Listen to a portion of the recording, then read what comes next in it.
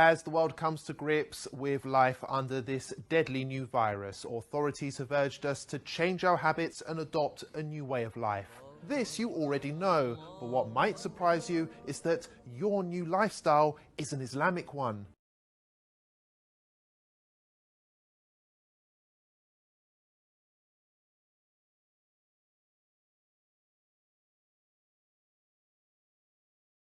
Muslims believe that the Quran is both a holy text and a guide on how to live a healthy and productive life.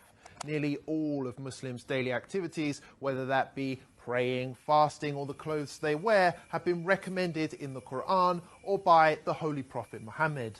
And for years, many of these practices have been ridiculed by non-Muslims who accuse them of being backwards, weird, or straight up offensive. But now, whether you like it or not, we all have to behave like a Muslim. For starters, pubs, clubs and casinos have all been closed. In some cases, medical experts urged for a complete halt on alcohol consumption because it makes the virus worse, prompting some countries to ban its sale outright. People are prioritizing hygiene and washing more regularly throughout the day, just as Muslims wash before their 5 daily prayers. It's even become socially acceptable not to shake hands, a typical Muslim practice between men and women, which was often branded insulting in Western culture. Elsewhere, people are now beginning to cover their hands, hair and face in order to protect oneself in public, including those who at one time or another used to insult Muslim women for choosing to do the same thing. It's this way, you can use a scarf. A scarf is, a lot of people have scarves, and you can use a scarf. Scarf would be very good. And my feeling is if people want to do it, there's certainly no harm to it. I would say do it, but use a scarf if you want. Even Islamophobic governments, which blanket banned the Muslim burqa, can now be seen adopting masks, which makes them look more Muslim than ever before. European countries like Austria have gone as far as to make face covering compulsory by law.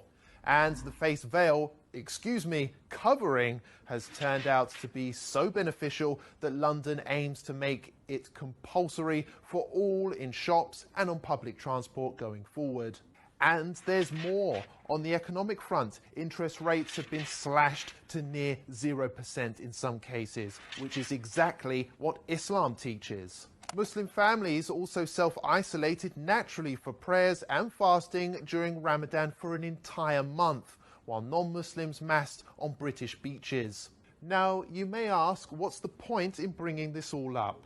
Well, the fact is, Muslims have been subjected to years of hate just because they love their faith. It's worth highlighting that it took a global pandemic to prove that Muslims have been right all along, and perhaps it's Western values which need reforming rather than Islamic ones.